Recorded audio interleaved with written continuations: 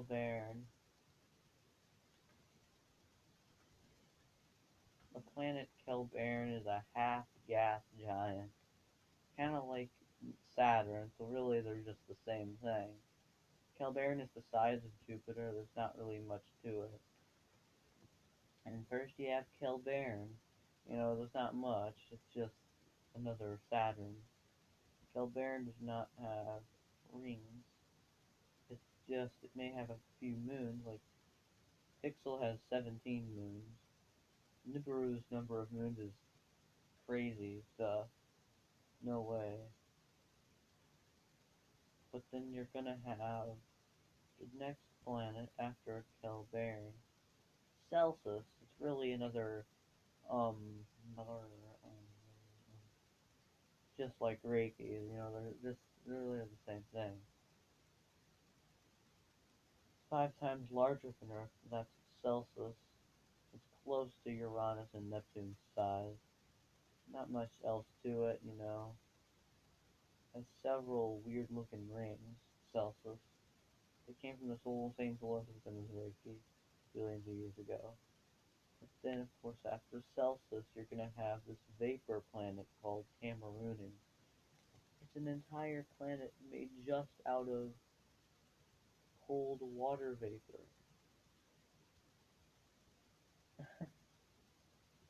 It's thermally keeping itself together, thermonuclearly. So really, it's magnetically keeps itself together. It's fusing itself in the core. That's all it is. It's Tamaruni. Clearly, Tamaruni. I'm still trying to channel the size of it. It's just the size of Earth. Or at least that's what I picked up in the past. But it could be way bigger than that. Or there could be Earth-sized gas giants out there.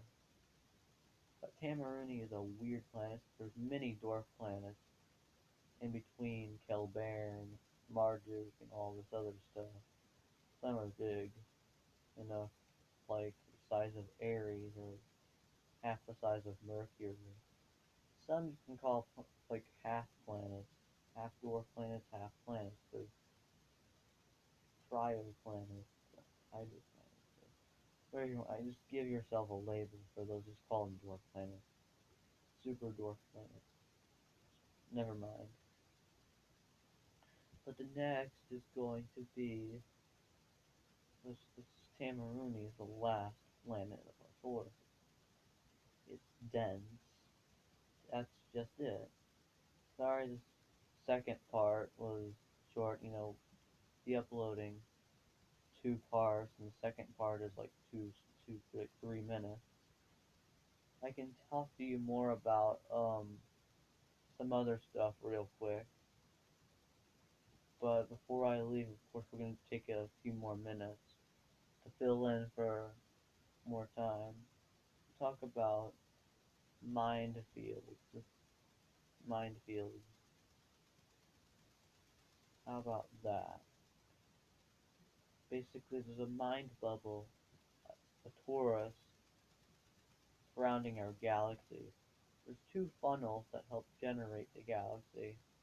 There's like the top funnel for the torus, or the mind bubble, is the black hole funnel, and the bottom one is the dark matter funnel. So basically, they both merge in the center where the supermassive black hole is. So with the dark matter black hole, it's pretty powerful.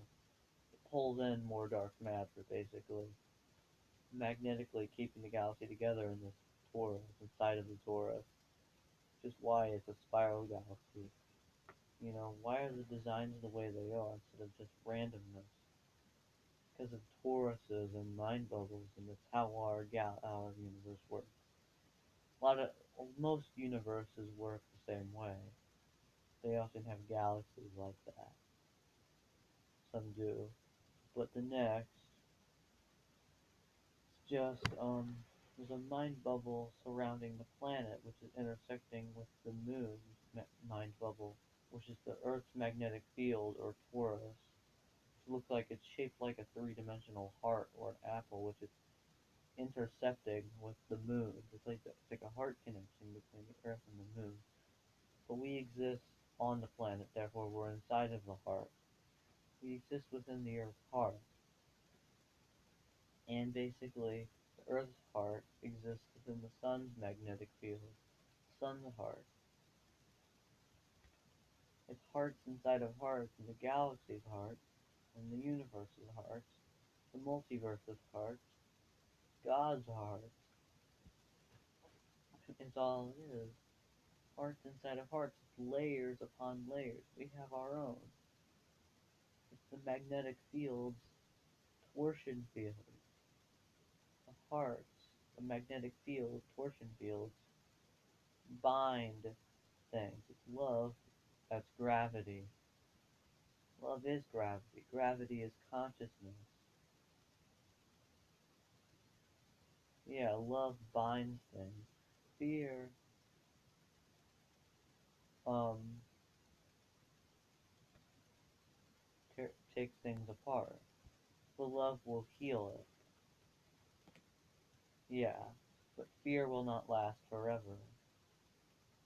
But of course, here in the scientific mainstream model, you have dark matter, which pulls things together, and dark energy, which pushes things apart.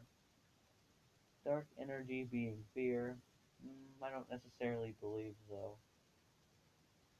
Dark energy is basically dark matter's twin. It's mirroring dark matter, basically. It's like they're one. They both have a collective soul.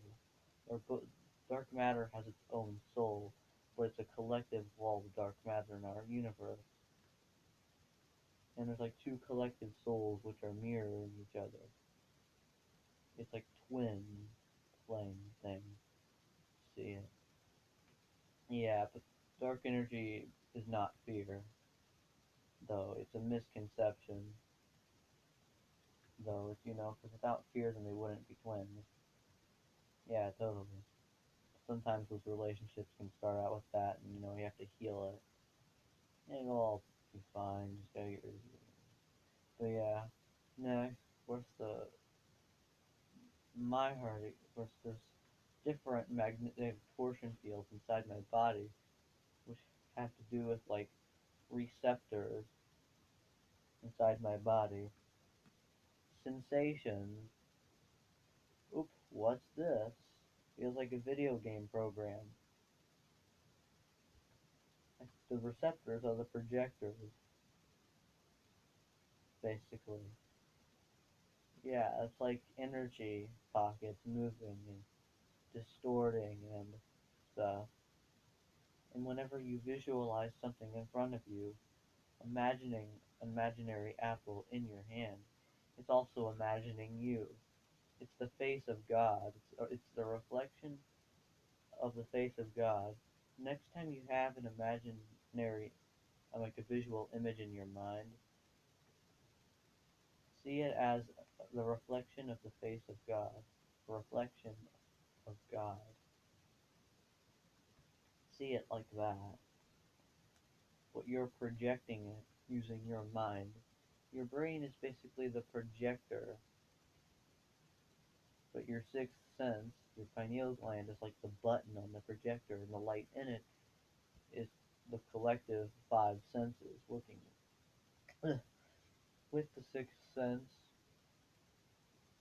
and basically whatever is in the center of the projector is you. It's your consciousness. Scrap that. It's not your consciousness. It's you. You are a mini god, demigod, half god, not a fake god, not a pseudo god. I always like to use the term pseudo governed, and whenever I refer to the people that are manipulating us through misinformation and stuff. But that's okay, because you guys have the right to have your own opinions, but back off from wild skepticism. But yeah, I think I'm almost done talking.